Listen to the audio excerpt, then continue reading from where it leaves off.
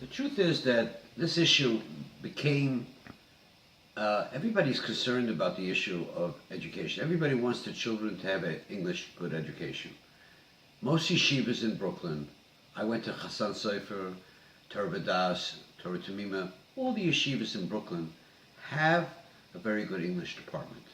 When I went to high school a long time ago, Chassan Sofer, I took the Regents. Most of my class got 90s.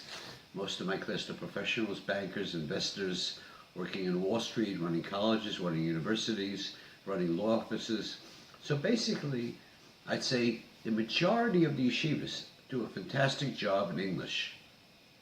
There are a couple of rogue institutions which they simply, every time there's a law, they just don't want to comply with it. We know for a fact there are hundreds of kids that are off to their OTD. They don't even have a chance in life. They can't read a newspaper. They can't even understand a movie. They can't even understand a TV show. And that's why they resort their life to drug addiction, crime, and other stuff. So important is skills, and learning a proper English is probably the most important thing that a father can give over to his child, a proper education. A proper education is important according to the Torah. A father that doesn't teach his child his omnus is doing the worst crime possible. I remember when I went to yeshiva, many Rabbanim, I went to Salem Yeshiva as a youngster, the Spinker Rebbe, the Kasha Ruv, they would come to the English class, to PTA, and make sure that we are good in math, we are good in English. You have to be in a society. You have to go shopping, you have to order stuff, you have to buy flowers for your wife, you have to have it English. So there are a couple of yeshivas that refuse to comply with any regulation, not only with regulation of education, regulation of protecting our children from abuse, they just think they think they can do whatever they want. The mistake that some of the major Jewish organizations did was they combined these yeshivas into one. And it shouldn't have been combined, the yeshivas.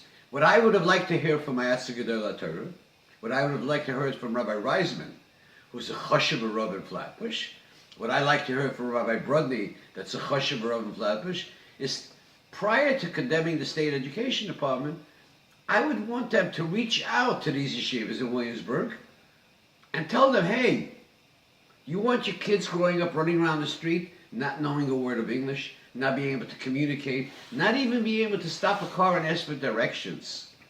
If you want to live in New York, you must speak English. So these Rabbanim, while they're well-intentioned, they meant very, very well, but they messed up. They messed up just like they messed up abuse, and they messed up other issues that they messed up, you know. You have to appeal to the yeshivas. It's our responsibility. We're not perfect. We're not perfect. Public schools have a very poor quality education. Did you know, Shimon, that the public schools today, the children that live in Bed-Stuy, you're talking about Hispanic, minority, and black Afro-American children, are waiting in line to get into a charter school. They also want a better quality education. The two Muslim schools in Brooklyn, one in Sunset Park, and one large one in Queens, there's I think one more in Brooklyn, they're also concerned about the standards of education. They want their children to be educated, just like our children are educated. So I think that the situation was blown out of proportion. We don't have to petition the state. I have spoken to many of the progressives since I run a very progressive organization. I've spoken to Senator Cousins about it, who was the leading Senate Republican in the New York State Senate, who became the Republican majority leader. I've spoken to Radnis Bichette, and I've spoken to the other ones. And as a matter of fact, Shimon, your grandfather was one of the Gedolei HaTorah in America after World War II, Rabbi Gifter. And you yourself, when you were doing the photography at my event Sunday night, you confronted an assemblywoman, Latish Walker. I believe she's from Brownsville. Now this woman is a very progressive woman, very progressive. And immediately she went on and she gave a full interview on Gifter video, Gifter photos, right? A full interview where she strongly supported the yeshivas and said that the state department must sit down with yeshivas as well as other private schools. So that was, I don't understand why this videotape is the one that should be spread around by some of our leading friends. But there are good organizations. There's Aguda, there's the OU, there's the Bridge, there's other organizations. Everybody's working together. Let's not hijack the issue. Let's not hijack the issue. Let's not make this an issue of one organization trying to outdo the other organization for photos and taking advantage of it, 3.5 hours of English is fine. The state education department can walk into most of our yeshivas. I don't think any of our yeshivas have anything but being very proud of the English department.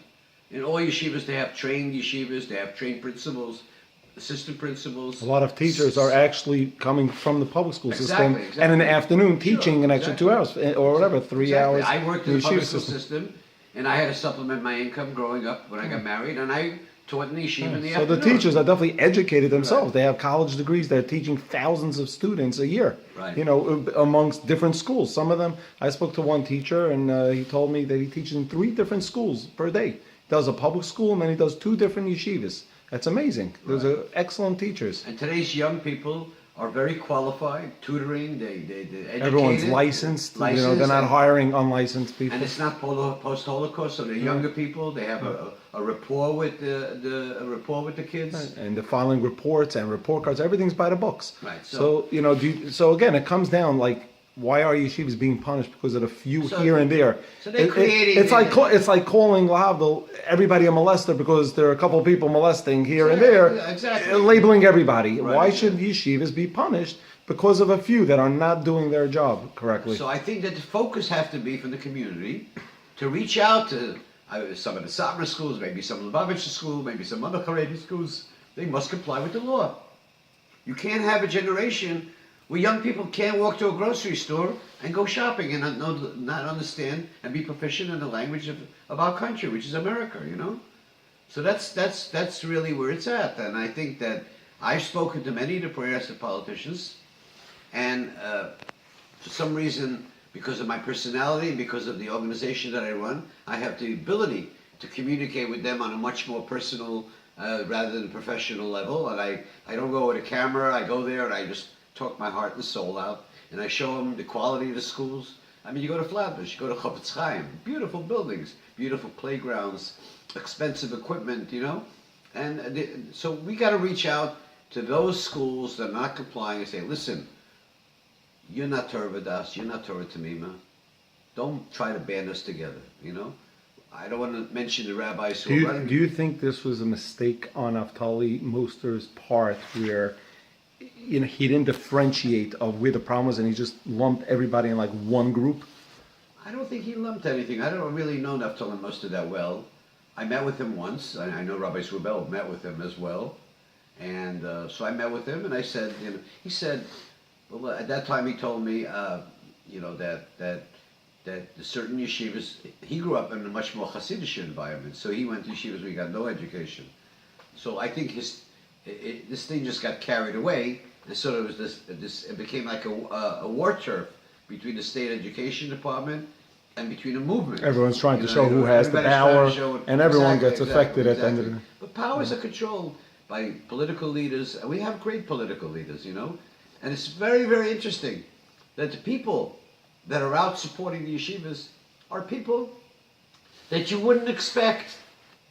A person like Assemblywoman Walker from Brownsville, I don't believe Brownsville has one yeshiva today. She's a progressive woman, fights, rights, and busy a whole day with anti-Trump rhetoric. But she's fighting for people who don't have a voice. And I urge you to go on Gotham, Gifter in Gotham, and watch the video, see the video. And that's what we should be reaching out to elected officials with our heart and soul. And to be honest with you, we have great organizations. We have Young Israel, we have the OU, the Aguda. Everybody's doing a good job. This is a battle this can be won by one-on-one. And I encourage parents who know English, to go to the local assemblyman and go to the council and go to their open houses and tell them, listen, my son learns Hebrew studies from 9 o'clock in the morning to 3 o'clock, gets a good quality education. How could you help us make the school better? Would you like to see also more parents? Don't you think it's time for parents, not 10 parents, 20, but thousands. Just like they got 50,000 signatures and it's climbing. It'll probably be 80,000 before you know it. Go down to Albany. Let them see real parents, real people struggling. This should equate, this topic should really go into tuition relief. It's a very, very, That's very, what you're very, going. very, it's a very good question, Shimon. Very, very good question. When I went to Albany for the last 12 years, and you've been at one of some of my missions, I've always brought along survivors because they're not interested. Politicians, you know, I can come with my suit and tie. I'm not a survivor of abuse, you know, and I can give a nice speech. But the impact. When they see that you real have- when they people see with the real problems, people, right? Real people.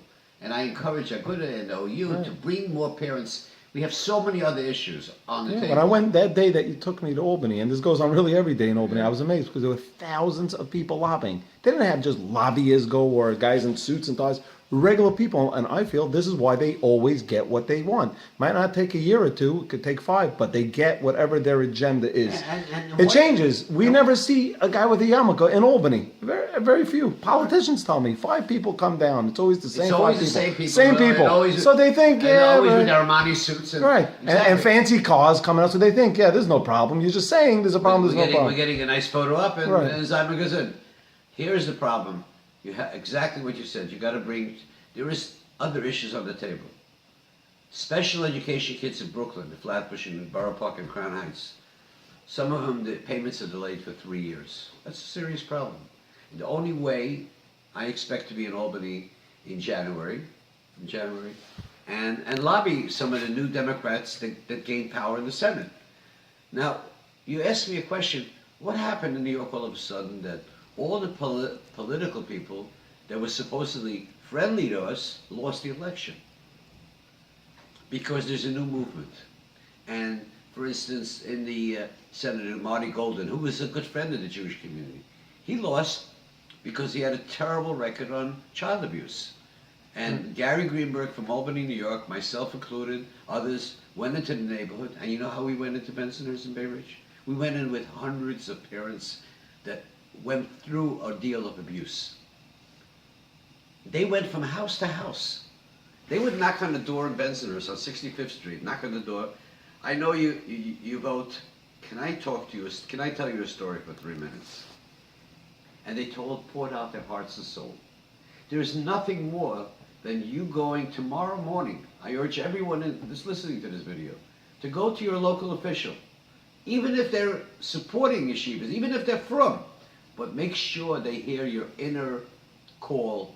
Just for speak the justice. truth. Just give your personal story. You see 100%. politicians, they stop on the street, and you tell them a story, and it's yeah. It goes in and it goes out. But when they speak to a parent or they speak to a child, they listen. They listen. So we have to reach out to elected officials on an ongoing basis to ensure that that things are going the right way. You know. 2 years ago, I witnessed you telling Marty Golden that if he does not do something with sexual abuse and just keeps on throwing that under the rug, he will lose. And he laughed at you. I was there. Right. I have it on video. And you told him in the elevator and he got upset. He Right. literally ran away from you and then turned around. I have You're that. crazy. He says it's not going to happen. He laughed at you. So I have that video. I didn't put it on Facebook. Or he on probably social media. wishes now that he listened to you because his whole career, his legacy is down the toilet. Right, just right. because of that issue. There's a lot of things going to happen this year that maybe some in the frum community are not happy about, like the Child Victims Act. I hope that the Child Victims Act is polished up and cleaned up to make sure that yeshivas are protected in some way. But Well, that's another issue people lie about. They say the yeshivas will be sued. It's a lie. A yeshiva will only get sued if it's the yeshiva itself that covered it up. In Right. most cases, it was not the yeshiva no, in most, that covered up. as a matter of Most fact, statistically, statistics prove 5% of molestation is done in yeshivas. 5%.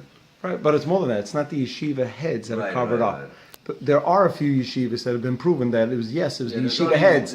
But most of the time, it's they don't know about it because people never made There's the only one complaint or to two them. institutions in America that really, when the board knew about it and covered it up, there's only Yeah. 1 or 2 yeshivas, but the rest will not be sued. You know.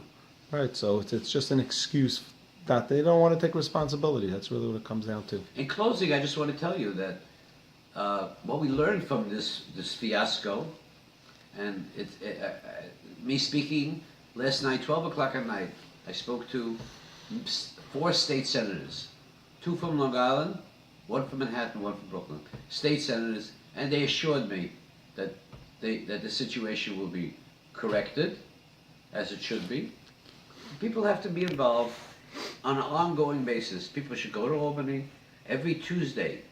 You can go to Albany, usually during the session. Tuesdays are lobby days. You just call up your local officials and you ask them which day is lobby. You spend the day with your children and family in Albany. You can stay overnight. The hotels are reasonable. It's 3.5-hour drive from New York City.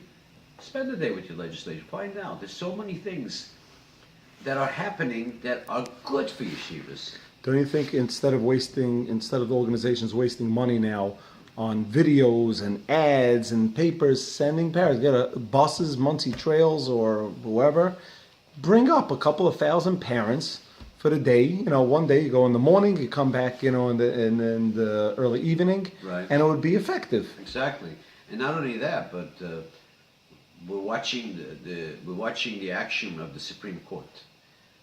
If you look up on Google the rulings of Judge Kavanaugh that he made 2 years ago, in a case of a private school somewhere in around Los Angeles, and the ruling was that public funds could be used for the playground of the school.